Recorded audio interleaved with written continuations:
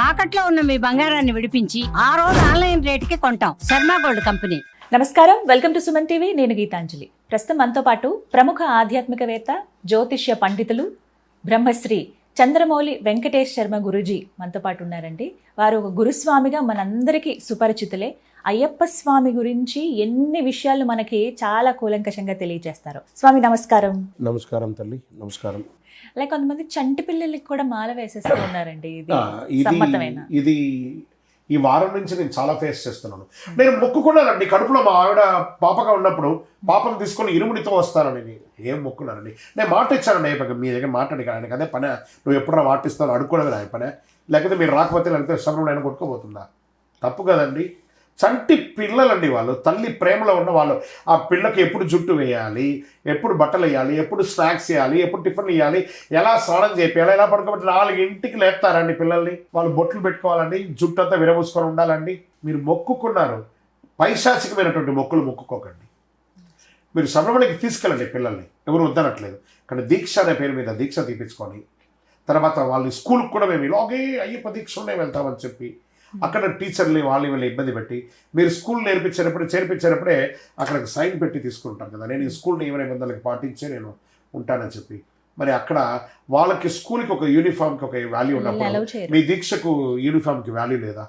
కాబట్టి శబరిమలకి పిల్లల్ని తీసుకెళ్ళండి, కానీ వాళ్ళకు జ్ఞానం వచ్చి ఈ దీక్ష తీసుకోవాలి, నేను పూజ చేసుకోవాలనే భావనను వాళ్ళకు కల్పించి ఆ బుద్ధి వచ్చినప్పుడు వాళ్ళ పనిని వాళ్ళు స్వతహాగా తీసుకునేటప్పుడు దీక్ష తీసుకోవాలి. ఏమంటే ఆడవాళ్ళు ఇప్పుడు తీసుకోకపోతే వాళ్ళు ఎప్పుడు ఎవరన్నారండి 50 తర్వాత వెళ్ళొచ్చు కదండి. అక్కడికే కదా వెళ్ళట్లేదు, మీ పక్కనున్న దేవాలయాలకి తీసుకెళ్ళండి మీ అమ్మాయిని, ఇక్కడ దర్శనం చేయించండి, పాపని దర్శనం చేయించండి. కానీ అలా చేయకండి, తప్పండి. చిన్న పిల్లలండి వాళ్ళు, తల్లి ప్రేమలోనే ఉండాలండి. వాళ్ళు ఏ టైంలో ఆకలి అవుతుందో, ఏ టైంలో స్నాక్స్ తినాలో, ఏ టైంలో అన్నం తినాలో ఆ తల్లికే తెలుసండి. మనం స్కూల్కి పోయి బాగా చూడండి, టిఫిన్ తినిపిస్తారు, ఒక బ్రేక్ఫాస్ట్, తర్వాత ఒక స్నాక్స్, ఒక వాటర్ బాటిల్, లంచ్, మళ్ళీ 2:30-3 రాగానే ఆన్ ద వేలో మళ్ళీ ఏదైనా స్నాక్స్, మళ్ళీ 7-8 గంటలకు వాళ్ళకి ఇదే అయిన తర్వాత వెంటనే హోంవర్క్ అయిన తర్వాత పడుకోబెట్టేయడం. వీళ్ళేమో పిల్లలకి ఏమైతే చూసింది అట్రాక్ట్ అవుతారు. ఏదైనా పూజలకు వెళ్తే 11-12 గంటల వరకు ఎగురుతాం మనం. వాళ్ళు ఆ నెక్స్ట్ డే స్కూల్ డిస్టర్బ్ అయిపోతుంది. పిల్లలకి ఏది చూస్తే అదే అట్రాక్ట్ అవుతారు. కాబట్టి దాన్ని దృష్టిలో పెట్టుకోండి. తప్పు ఒప్పుల గురించి నేను మాట్లాడట్లేదు. వెంటనే కామెంట్స్, ఈ గురుస్వామి హిందువా లేకపోతే ఇంకొక మతస్థుడా ఇలా చెప్తాడని నువ్వు ఏం మాట్లాడకుండా నేను బాధపడను. నేను చెప్పాల్సింది చెప్తాను. మీ పిల్లలే ఉన్నారు అందులో, గుర్తుపెట్టుకో. పోయి వెంటనే ధర్నా చేయడం, ఆ స్కూల్ ముందర, కాలేజీ ముందర, టీచర్ పిల్లలు యూనిఫామ్ వేసుకున్నా, మనం అయ్యప్ప దీక్ష తీసుకున్నా ధ్వంసం చేయడం. నువ్వు ఆ ధ్వంసం చేసేసి వెళ్ళిపోతావు. నలుగురు నువ్వు కూడా అనుకుంటా నా కూతురు నా కొడుకును ఇలా చెప్తే ఇలా వచ్చేసారని. తర్వాత ఎగ్జామ్ రాయాల్సింది ఆ అబ్బాయి అదే స్కూల్లోనే, మాల అయిన తర్వాత అదే స్కూల్లోనే కంటిన్యూ చేయాలి. గుర్తున్నది ఈ పిల్లడి వల్ల మన స్కూల్ డ్యామేజ్ అయిందని గుర్తుపెట్టుకోరా అండి. ఖచ్చితంగా ప్రభావం పడుతుంది పిల్లలపైన. ఈ పిల్లడు ఏమనుకుంటాడు, నేను ఏం చెప్పినా మా పేరెంట్స్ వచ్చేస్తారు, వెంటనే ఒక టీం వచ్చేస్తుంది, నేను ఏదైనా కూడా ఇంకా అర్రగెన్స్గా తయారవుతాడు. ఇక్కడ మొదలుపెట్టి కాలేజ్ నుంచి అన్ని చోట్ల వాడి జీవితంలో కూడా అలాగే ఉంటాడు. టీచర్ మాకు కొడితే ఒక కర్ర ఉంటుంది, కేన్ కర్ర, ఇలా కొడితే నొప్పి తట్టుకోలేము, సౌండ్ రాకూడదు. ఇంట్లో పోయి చెప్తే నువ్వు ఏదో తప్పు చేస్తుంటావు, మీ టీచర్ గారు కొట్టారని అంటారు. కానీ ఇప్పుడు నా కొడుకును కొడతావా, నా కూతురుని కొడతావా, ధర్నా కొట్టి తిట్టడం. టీచర్ అండి, టీచర్ అంటే తల్లి సమానులు అండి, వాళ్ళు అలాగే తీర్చిదిద్దాలండి. వెంటనే ఒక హేతువాద సంఘం రాకండి, ఈ వాళ్ళు కామెంట్ పెట్టుకుంటూ ప్రయత్నం చేయండి. పిల్లలు కదా, వాళ్ళని ఒక దృష్టిలో పెట్టుకొని దీక్ష తీసుకుంటే చాలా మంచిది అని అంటున్నాను. లేదా నేను కరెక్ట్గా చేస్తానండి అని అంటే దీక్ష తీసుకెళ్తానండి, తీసుకురండి. వాళ్ళ కెరియర్ మీద ఎలాంటి ప్రభావం పడకుండా చూసుకునే బాధ్యత మీదే. తండ్రి కదా మీరు. చాలా మందికి ఇప్పుడు అదే సమస్య ఉంది, కానీ ఒక మంచి అవేర్నెస్ కల్పించారు ఈ విషయంలో. ఎందుకంటే స్కూల్స్ దగ్గర చిన్నవి అవి కూడా షార్ట్ వీడియోలా చేసి చూపిస్తున్నారు. మా ధర్మం మేము పాటిస్తూ ఉంటే మీరు ఇలా అడ్డుకుంటారా? మా హిందూ ధర్మాన్ని మీరు ఆపుతారా? ఎవరు ఆపారండి? ఎవరు ఆపలేదండి. ఇలాంటి చోటకి తీసుకొచ్చి దిగజార్చొద్దు అని అందరి మాట. హిందూ ధర్మాన్ని తీసుకొచ్చి రోడ్డు మీద దిగజార్చకండి. వాళ్ళు ఎథిక్స్ తోనే ఉన్నారండి. మీ పిల్లలే మాట్లాడే ఒకళ్ళు మీరు స్కూల్లో సంతకం పెట్టే కదా జాయిన్ చేయించారు, గుర్తుపెట్టుకోండి. శబరిమలలో స్వామి దర్శనం చాలా కష్టం అని అంటారు, కానీ ఆ అనుభూతి ఎంతో లోతైనది అనే ఒక భావన దర్శించుకున్న ప్రతి ఒక్కరు ఇదే చెప్తారు. మీరు ఎలా వర్ణిస్తారు దీన్ని? ఇప్పుడు ఏదైనా ఒక దేవాలయానికి పోతే ఒక టికెట్ ఉంటుంది కదా దర్శనానికి, స్పెషల్ దర్శనం. ఆ దర్శనం ఒకే ఒక శబరిమలలో మాత్రమే పేద లేదు రాజు లేదు ఎందు లేని అద్భుతం అంతులేని ఆనందమే అయ్యప్ప దర్శనం. ఏ ఒక్కరు వచ్చినా 10 టైం ఎక్కాల్సిందే, ఫ్లైఓవర్ ఎక్కాల్సిందే, దర్శనం చేసుకోవాల్సిందే. టికెట్టే లేని ప్రపంచంలో ఏదైనా దేవాలయం ఉందంటే అది అయ్యప్ప స్వామి దేవాలయమే, శబరిమల అయ్యప్ప దేవాలయం. నువ్వు ఏమైనా రిచువల్స్ చేసుకోవాలనుకుంటే ఉంటుంది. నీకు దర్శనానికి నీ అభిషేకానికి ఏది లేని దర్శనం ఇదే అనమాట. అక్కడికి వెళ్ళేటప్పుడు నేను ఇక్కడ నియమాలకి కట్టుబడి ఉండాలి అని చెప్పారు. ఆ ప్రకారమే చేయాలి. వృత్తి చేస్తున్నారు అక్కడ.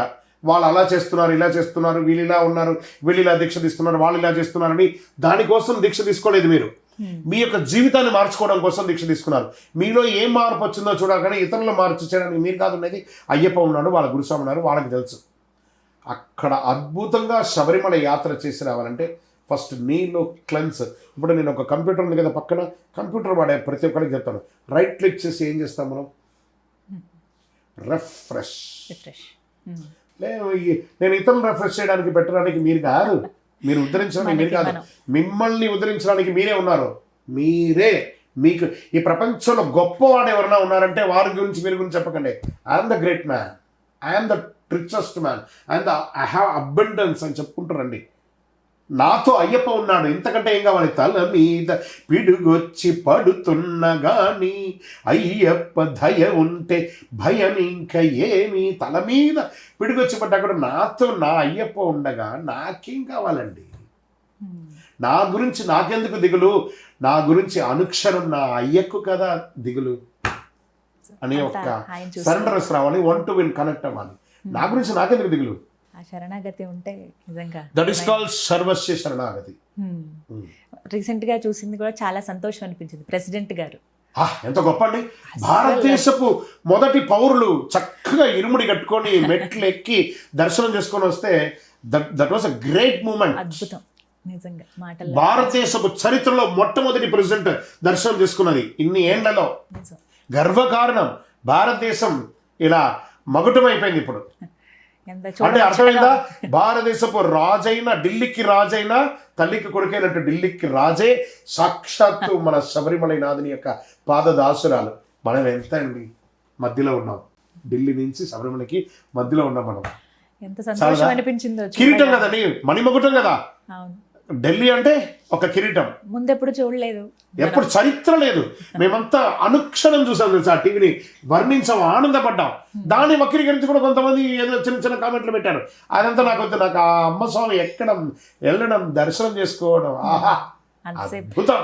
ఆవిడ ఇట్లా తలపైన పెట్టుకుని వెళ్తే ఇరుముడి మేమే అన్న భావన కలిగింది అందరూ. భారత ఎవరికి వాళ్ళు ప్రతిభ. ఆడవాళ్ళు అలాగే అన్నారు. మీరు కాదని చాలా మంది అన్నారు. మా స్త్రీ అక్కడ ఎక్కుతుంది, ఆవిడ ఎక్కిందంటే వీఆర్ ఆల్ ఎక్కినట్టే, ఆ భావన ఉన్నట్టే నాకు ఫీలింగ్. ఎంత ఆనందం అనిపించింది అంటే ఆ రోజు ఒక పండగ. నిజం.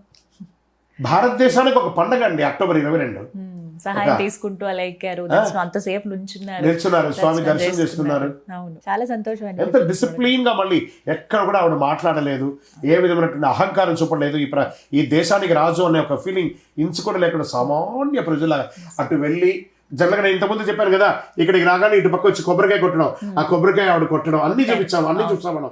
ఇలా రావడం, ఆవిడ మెట్టు ఎక్కడం, మళ్ళీ 3-4 మెట్లు ఎక్కడం, ఆవిడకి ఆయాసం రావడం, నిలబడ్డం, మళ్ళీ 3-4 మెట్లు ఎక్కడం, ఎంత అద్భుతంగా రావడం, స్వామి దర్శనం చేసుకోవడం. ఆహా అద్భుతం. అది అందరికీ దివ్యమైన ద్రౌపది ముర్ము గారు, శ్రీమతి ద్రౌపది ముర్ము గారు చేసినటువంటి ఒక అద్భుతం ఈ భారతదేశానికి ఇప్పుడు తలమానికం అయిపోయింది అయ్యప్ప స్వామి. చాలా సంతోషం. స్వామి శరణం. శరణమయ్యప్ప అమ్మ.